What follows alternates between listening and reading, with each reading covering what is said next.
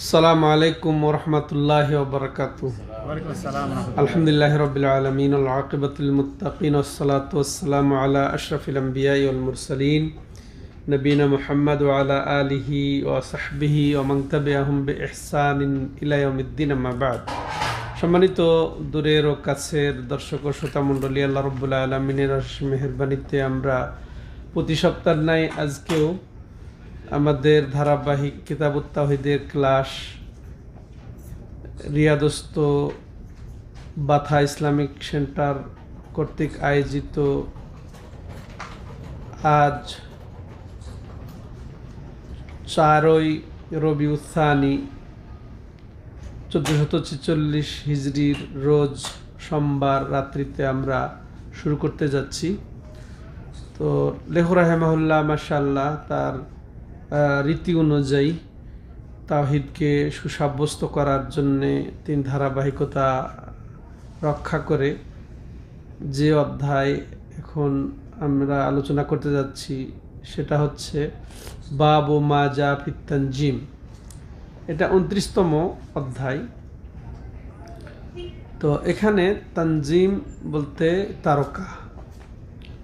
তারকারাজি কেন্দ্রিক যেটা এখানে আকিদাগত সম্পর্ক রয়েছে, তারকাকে কেন্দ্র করে মানুষের যে তাওহীদ পরিপন্থী শিরকি বিশ্বাস রয়েছে তাকে কেন্দ্র করেই লেখক রাহিমাহুল্লাহ এই অধ্যায়টি এখানে নিয়ে এসেছেন। বা তারকারাজি সম্পর্কে মানে তারকার হুকুম কি, কোরআন এবং সুন্নাতে তারকা সম্পর্কে কি এসেছে, এর কোন দিকটা জায়েজ কোন দিকটা জায়েজ নয় এটা তিনি বর্ণনা করবেন।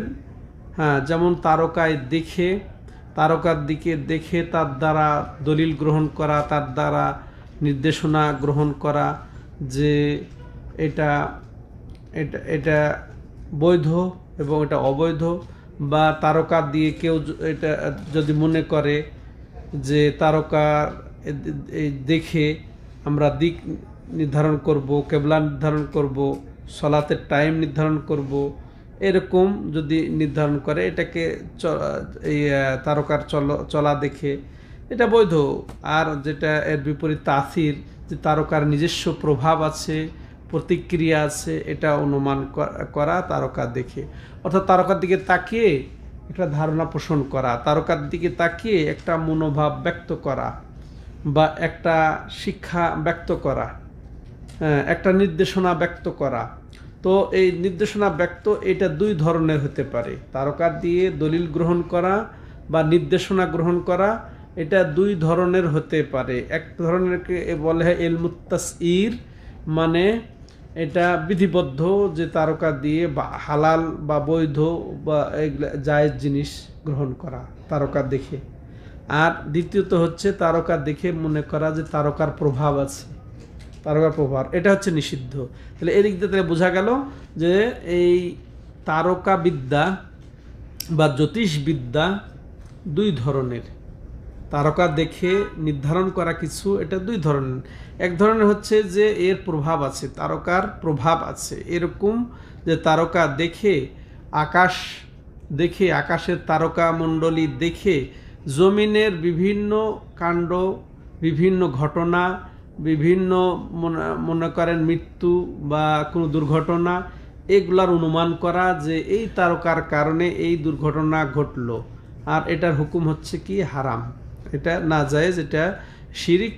আর এই কারণেই লেখক রাহিমাহুল্লাহ এই অধ্যায় এখানে স্থাপন করেছেন।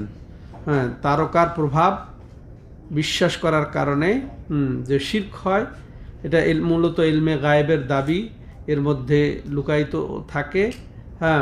তাছাড়াও আল্লাহ ছাড়া অন্যের সাথে সম্পর্ক, তারকার সাথে সম্পর্ক, এই কারণেই এটা অবৈধ এবং এটা শিরক তাওহীদের বিপরীত।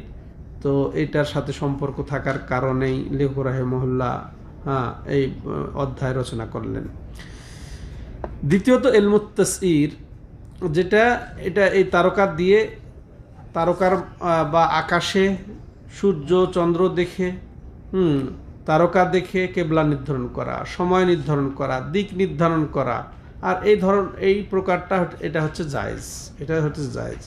এই দিক দিয়ে যদি আমরা বলি যে যেটা নিষিদ্ধ, এই তারকা দেখে তারকার দিকে তাকিয়ে যে কিছু বলা, যে নির্দেশিকা, যে শিক্ষা প্রকাশ করা, এটা আবার 3 প্রকার। প্রথম, কেউ যদি মনে করে এই তারকার নিজস্ব প্রভাবে বৃষ্টি হয়েছে, নিজস্ব প্রভাবে এই দুর্ঘটনা ঘটেছে, নিজস্ব প্রভাবে এটা সফলতা আসছে, কেউ যদি এরকম বিশ্বাস করে, এটা একেবারে স্পষ্ট শিরিক, কুফর আকবার, বড় কুফুরি। এর ফলে এই ধরনের কেউ যদি বিশ্বাস করে, সে ইসলাম থেকে খারিজ হয়ে যাবে।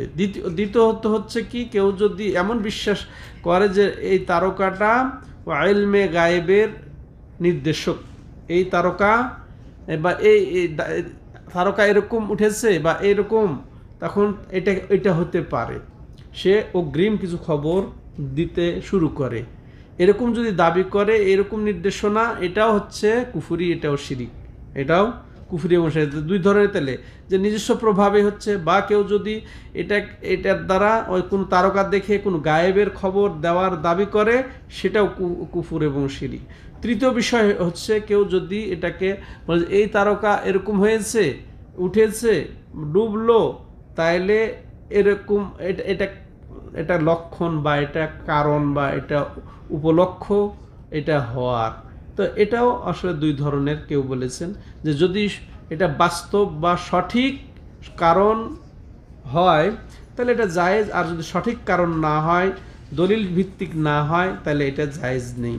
হ্যাঁ, তো এটাও তারপরেও এটা আমভাবে আমরা নাজায়েজ মনে করি, এটাও করা যাবে না। তাহলে এই 3 ধরনের এটা বিষয় হচ্ছে নাজায়েজ, কিন্তু একটা হচ্ছে জায়েজ। সেটা হচ্ছে কি, যেটা বললাম, সূর্য, চন্দ্র এবং তারকা দেখে কিবলা নির্ধারণ করা।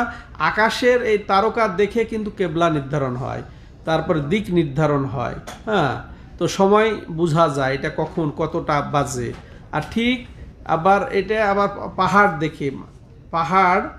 দেখে অন্য দিক ঠিক করা যায়, যেটা কোন দিক। পাহাড় দেখলে অমুক পাহাড় অমুক দিকে আছে, অতএব এটা এই দিক, এদিকে নির্ধারণ করা যায়। তো যাই হোক, এটাই হচ্ছে মূলত আজকের সংক্ষিপ্ত ভূমিকা, যে লেখক রাহিমাহুল্লাহ এই বিষয়টাকে এই জন্য এনেছেন যে তারকা দেখে অনেকে কি করে, অন্যের সাথে, তারকার সাথে সম্পর্কিত হয়ে আল্লাহর সাথে সম্পর্ক বাদ দিয়ে তো ইলমে গায়েব দাবি করে, আর এটা হচ্ছে তাওহীদের বিপরীত। হ্যাঁ, এটা এখানে পুরাপুরি তাওহীদের বিপরীতও আছে, পুরাপুরি তাওহীদকে অসম্পূর্ণ করে, এরকমও আছে বিষয়টা। এবার আসেন আমরা সরাসরি অধ্যায়ে যাই। বাবু মা যা ফিত তানজিম, যা কিছু এসেছে যে তারকার হুকুম সম্পর্কে, কোনটা এই তারকা বিষয়ে জায়েজ আর কোনটা জায়েজ নয়।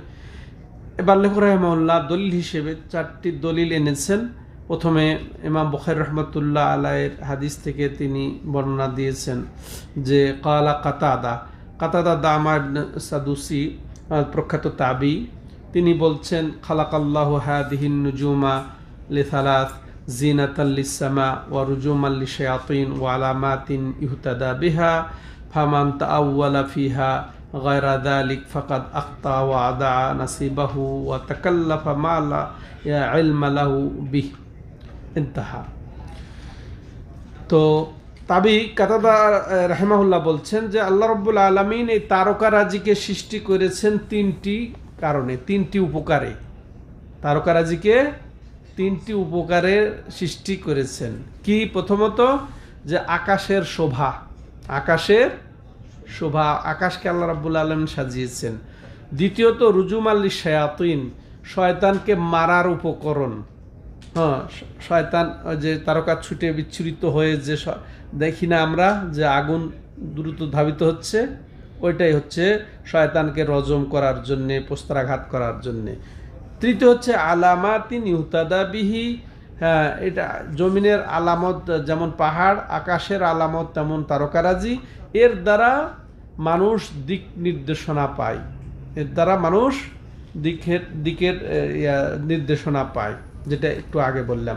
তাহলে এই 3টি কারণ। এরপরে তিনি বলছেন ফামান তাআওয়ালা ফিহা গায়রা যালিক, এই 3টি এটা কোরআন দ্বারা সাব্যস্ত। 3টি উপকারিতা তারার এটা কোরআন দ্বারা সাব্যস্ত, এটা দলিল দ্বারা সাব্যস্ত। অতএব এটা করা যাবে, এছাড়া কেউ যদি আর এই তারকাকে দেখে অন্য কিছু ব্যাখ্যা করে, অন্য কিছু মন্তব্য করে, তো উনি কি বলছেন, ফাকাদ আখতাওয়া, সে অবশ্যই ভুল করবে, ও আদা নাসিবাহু, সে দিনের অংশকে, হ্যাঁ ইলমের অংশকে সে হারাবে, ও তাকাল্লাফা মালা ইলমা লাহু বিহি, আর যে বিষয়ে তার জ্ঞান নাই সে বিষয়ে সে বলার সে অপচেষ্টা করবে। এই পর্যন্ত তিনি কথা বলেছেন। সম্মানিত দর্শক ও শ্রোতা মণ্ডলী, তাহলে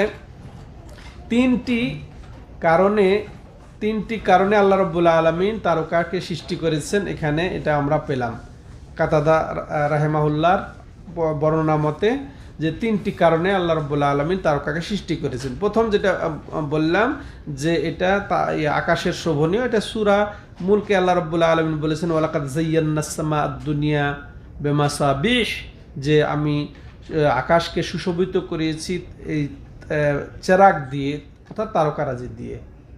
আর কি, আর দ্বিতীয় কারণ, ওয়াজআলনাহা রুজুমান লিশ-শায়াতিন, এই তারকারাজিকে আমি বানিয়েছি যে শয়তানকে মারার উপকরণ হিসেবে। তো এরপর তৃতীয় যেটা কারণ, সেটার দলিল আমরা জানবো, যে আলামাতিন বিন নাজমে হুম ইহতাদুন, আলামাত ও বিন নাজমে হুম ইহতাদুন, এবং আলামত রয়েছে বহু, আর তারকা দিয়ে তারা কি করে, দিক পায়, হ্যাঁ দিক তারা বুঝতে পারে। এটা চারটা দলিল সহ আমরা জানলাম। এর ছাড়া আমরা অপব্যাখ্যায় গেলে যে এই তারকা ঘটেছে, উঠেছে, ডুবেছে, হ্যাঁ চলছে, অতএব এরকম হবে, এরকম বলাটা ভুল হবে। হয়তো কখনো শিরিক হবে, কখনো বড় শিরক, কখনো ছোট শিরক। আর এগুলো যেগুলো দলিল আছে, এগুলো ছাড়া অন্য কিছু সব এটা দলিলবিহীন হবে, এটা বাতিল হবে। আর যেগুলো কোরআন এবং সুন্নাহ ভিত্তিক, সেটাই আমরা এটা গ্রহণ করব।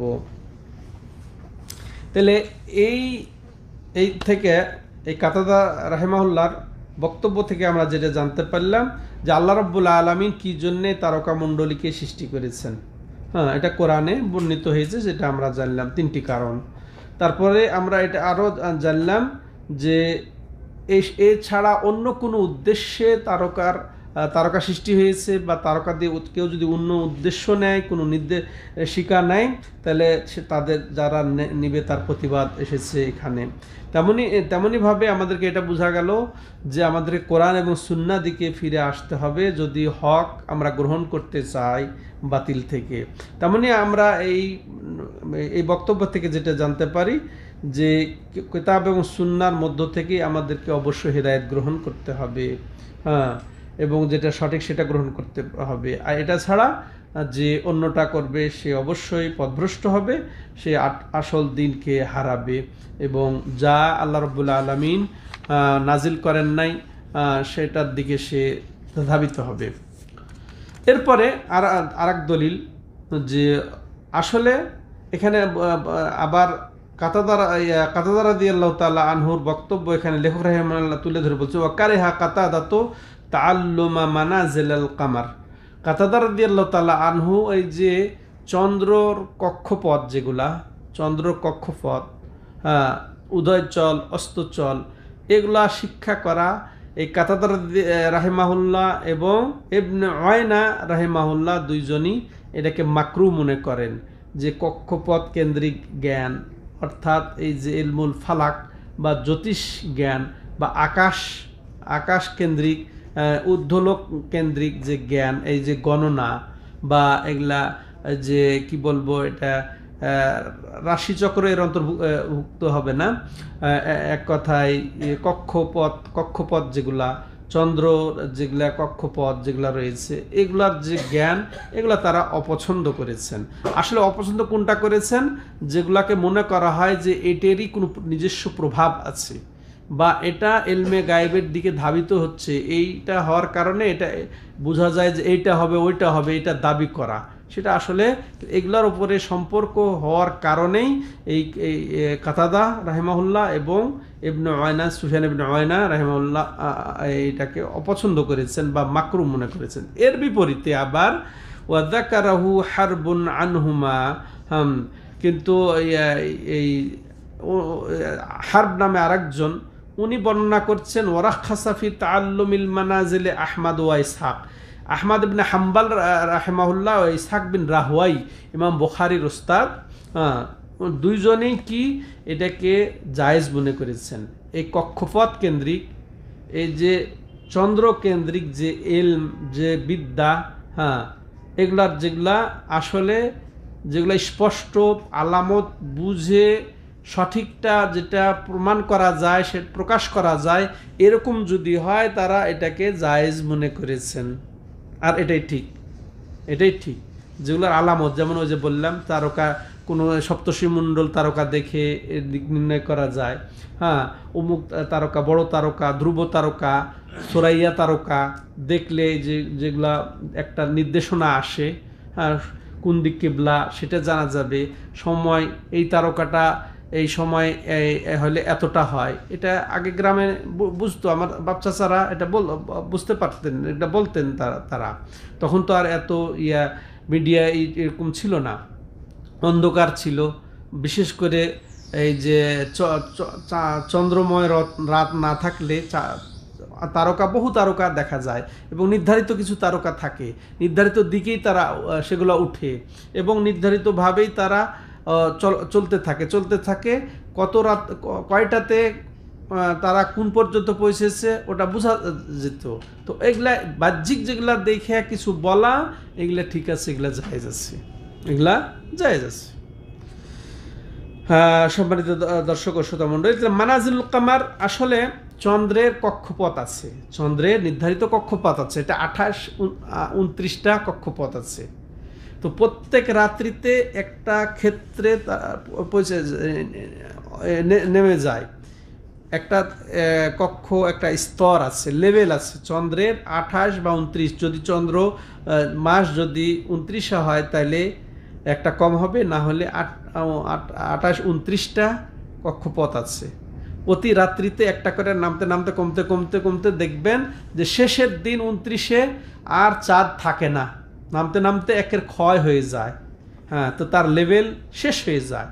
তো এই যে এগুলা বাহ্যিক, তো এগুলা বাহ্যিক আলামত দেখে এগুলার সময় নির্ধারণ করা, তারিখ নির্ধারণ করা, এগুলা মাশাআল্লাহ জায়েজ আছে। এগুলা কক্ষপথ নিদর্শন, এগুলা হচ্ছে, এটাকে বলা হয় ইলমুত তাইসির।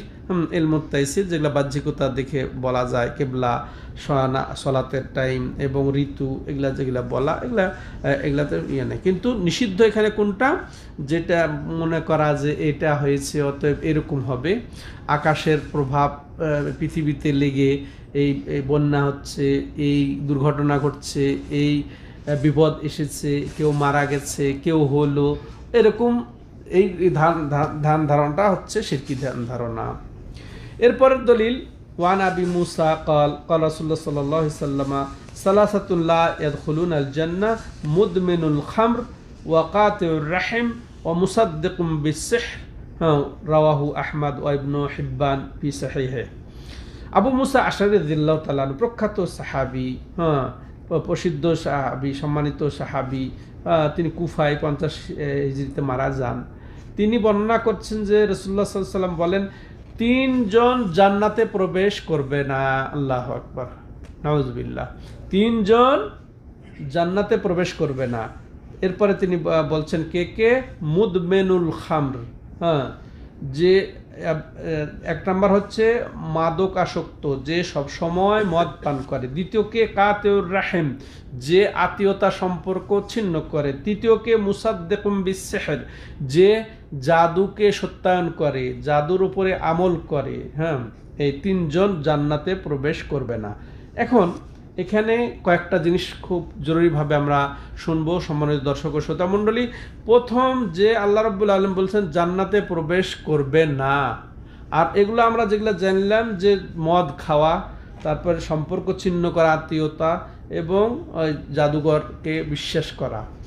তো শেষেরটা, জাদুঘরকে বিশ্বাস করা বা সত্যায়ন করা, এটা বুঝলাম যে এটা আগে আমরা জেনেছি যে শিরিক, জাদুঘরে যাওয়া এটা শিরিক। কিন্তু আগে এর প্রথম দুইটা, যে মাদক আসক্ত, এখানে বলছে সে জান্নাতে প্রবেশ করবে না, ভয়াবহ কথা। অথচ আমরা জানি জিন্নাল্লাহ লা ইয়াগফিরু আন ইউশরাকা বিহি ওয়া ইয়াগফিরু মা দুনা যালিকা লিমান ইয়াশা, যে শিরিক করা হবে আল্লাহ এটাকে ক্ষমা করেন না, কিন্তু শিরিক ছাড়া অন্য কিছুকে আল্লাহ চাইলে ক্ষমা করে দেন। কিন্তু এখানে তো বোঝা গেল যে মদ পান করলেই তো সে জান্নাতে প্রবেশ করবে না। হ্যাঁ, এবং আত্মীয়তা সম্পর্ক কয়জন আমরা যথাযথভাবে বজায় রাখি, তাহলে জান্নাত যাওয়া কঠিন। তো এখানে দুইটা কথা মনে রাখতে হবে। প্রথম, যে কাফের যদি হয়, মদ পান করে, হ্যাঁ, সে জান্নাতে যাবে না, ঠিকই, এটা বাস্তব। সেরকমভাবে সম্পর্ক ছিন্নকারী কাফের, সে যাবে না। আর ওটা জাদু তো অবশ্যই এটা স্পষ্ট, জাদু বিশ্বাস করা, জাদু প্রয়োগ করা।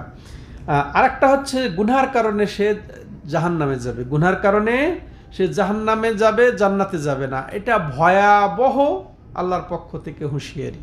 আর এটাই মনে করতে হবে যে এরা যারা মুদমেনুল খামর বলা হয়, যে সব সময় এই মদের ওপরেই যার অবস্থান, এবং এই অবস্থায় মারা গেল তওবা না করেই, তার অবস্থান ওই জাহান্নামে। এটা এই হাদিসের স্পষ্ট অর্থ নেওয়া অনেকের মত। তেমনইভাবে সম্পর্ক ছিন্নকারী যে কঠিনভাবে নিজস্ব আত্মীয় স্বজনের সাথে সম্পর্ক ছিন্ন করে, এটা বোঝা গেল যে কাবিরা গুনাহ। হ্যাঁ, বড় বড় কাবিরা গুনার মধ্যে অন্যতম কাবিরা গুনাহ আত্মীয়তা সম্পর্ক ছিন্নকারী। মদ বলতে এটা মদ পান করা। মদ নবীর যুগে যা ছিল ওটা স্বাভাবিক একটা ছিল, যে আঙ্গুর পচিয়ে বা বিভিন্নভাবে এটা বানানো হতো, জব টব এগুলা ওই করে। কিন্তু এখন তো মদের শেষ নেই। এখন ওই যে এখানে মদকে শারাব বলা হয়, যে মদ কিন্তু আসলে এখন কত মাদক দ্রব্য, যেমন যে হিরোইন, যেমন যে আরো কত কি নেমে গেছে না, কি কি কয়টা নাম জানেন আপনারা? বা সাবু বোধহয় একটা আছে না বর্তমানে, তার বিভিন্ন ধরনের যেগুলা আছে, এগুলা আরো মারাত্মক। তাহলে এগুলা আরো কঠিন। আগের ইয়েতে আরো বেশি, যত বেশি কঠিন তত বেশি এটা হারামের দিক দিয়ে শক্তিশালী হবে। তো এগুলা পান করা ভয়াবহ অপরাধ, সেটা আমার বলছে জান্নাতে যাবে না, এটা আল্লাহ রাসূলুল্লাহ সাল্লাল্লাহু আলাইহি ওয়াসাল্লামের হুঁশিয়ারি। তেমনইভাবে সম্পর্ক ছিন্নকারী। ও আরেকটা যেটা ওটা বলে নেই, যে দ্বিতীয়ত গুনাহগার, যদি এই গুনাহ হয়, তাহলে বললাম কি যে হাদিসটা স্বাভাবিক রাখাও যায়। যারা এই অবস্থায় তওবা না করে মারা যায়, তারা আল্লাহ জান্নাত যাবে না, জাহান্নামেই যাবে।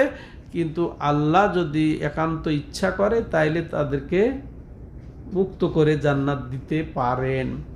এটা আমাদেরকে তবে আরেকটা কি, যে এটা হুঁশিয়ারি, যে আল্লাহ রাব্বুল আলামিন তাদেরকে প্রথমে জান্নাতে দেবেন না। জান্নাতে তাদের প্রাপ্য প্রায়শ্চিত্ত করার পর, তাদের যথাযথ শাস্তি দেওয়ার পরে ক্ষমা করতে পারেন চাইলে। ঠিক আছে, এটা হচ্ছে দুইটা ব্যাখ্যা। তো বলছিলাম যে সম্পর্ক ছিন্নকারী কাদের সাথে? যত নিকটতম আত্মীয়, তত বেশি বড় গুনাহ এটাতে। সেটা বাপের দিকের আত্মীয় হোক, মায়ের দিকে আত্মীয় হোক, বাপের দিকের আত্মীয় যেমন চাচা, ফুফু, এরকম।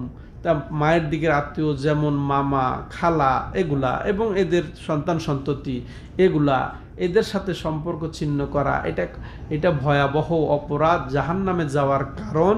আল কাতে লা ইয়াদখুলুল জান্নাতা কাতে, আর হাদিস এসেছে যে সম্পর্ক ছিন্নকারী সে জান্নাতে যাবে না। আল্লাহু আকবার, লা হাওলা ওয়ালা কুওয়াতা ইল্লা বিল্লাহ।